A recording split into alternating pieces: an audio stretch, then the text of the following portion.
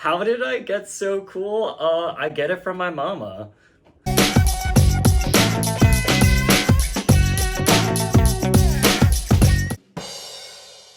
I was born in Portsmouth, Virginia, child of a Coast Guard man or a coastie. So my dad was in the military, moved all over the place. Born in Virginia, then moved to Boston, then moved to Guam, then moved to Hawaii, then moved to Guam, then moved to the Bay Area in high school. But I spent most of my life in Hawaii and California. Believe it or not, my first job was for Alameda Unified School District, I think, or it was like contracted through it. And it was to figure out what to do with the old movie theater in Alameda. So, strangely enough, my first job was a planning job.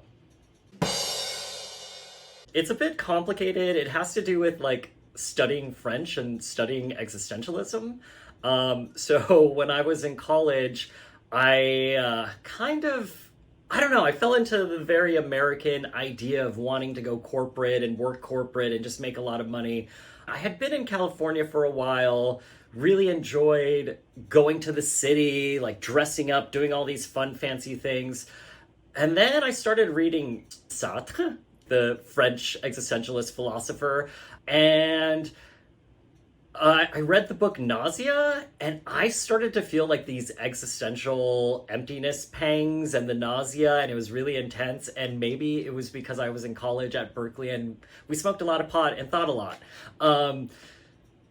But I came back to Hawaii and I kind of got a little disenchanted with where my life was going and capitalism and like, why am I just after money? And I started evaluating my life and I started realizing that the only time I really felt good was when I was helping others. So I've dedicated my life to public service since then. And since graduating, I've been a teacher. I worked at a nonprofit running a senior meal program. I worked for the mayor of Berkeley. I volunteer way too much. And I'm a nonprofit lifer, it seems. I'm really excited to join CCB, and I think more than just the mission and what we're trying to accomplish and trying to make tangible differences in people's lives, I just really like the people. Like, it's so much fun every day to sign in and be greeted by very, very tasteful memes and jokes that are also professional, but it's just a great team. People of color should play a very large role in housing policy and public policy in general.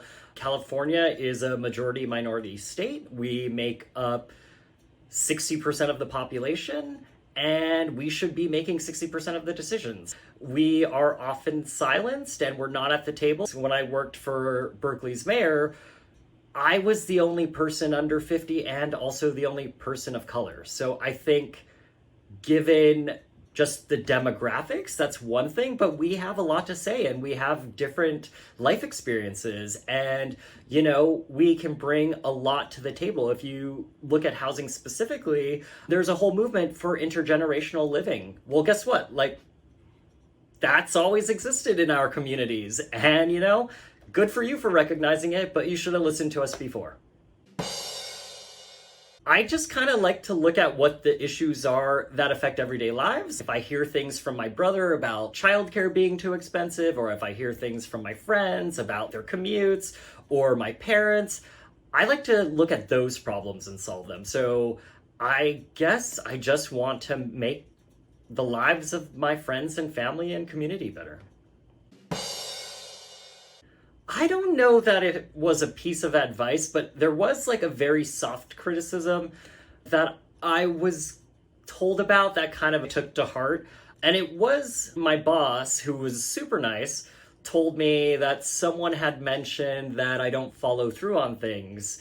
And I thought about it, and that's something that really, he said it in a very nice way. He was a politician, so he was very nice about it. I've kind of just thought about that, and I try to make sure that I follow through on things, and that could be anything from a project I'm working on to a meeting, to a coffee date, to going to the movies. Like, if I say something, I need to follow through on it. So picture this.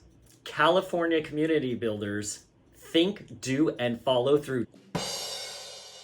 am pretty good at deflecting questions, but also knowing politicians these days, I guess I'm not better. So deflected. Grill me. My celebrities are local politicians that are good on housing policy, so I have sent them messages to schedule meetings, but I've never slid into anyone's DMs. Oh, I am one of those people who just uses the Spotify algorithm to suggest my songs, and I'm gonna be honest, I don't really look at the titles, but just imagine like some, I don't know, electro loungy, indie poppy things, and then some Beyonce.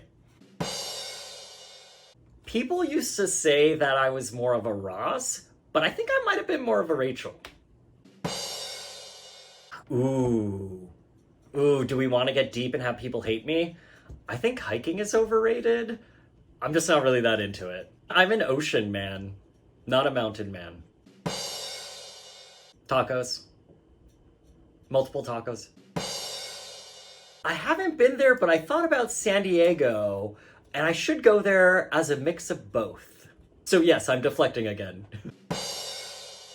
Oh, the Destiny's Child songs. I would say My Name.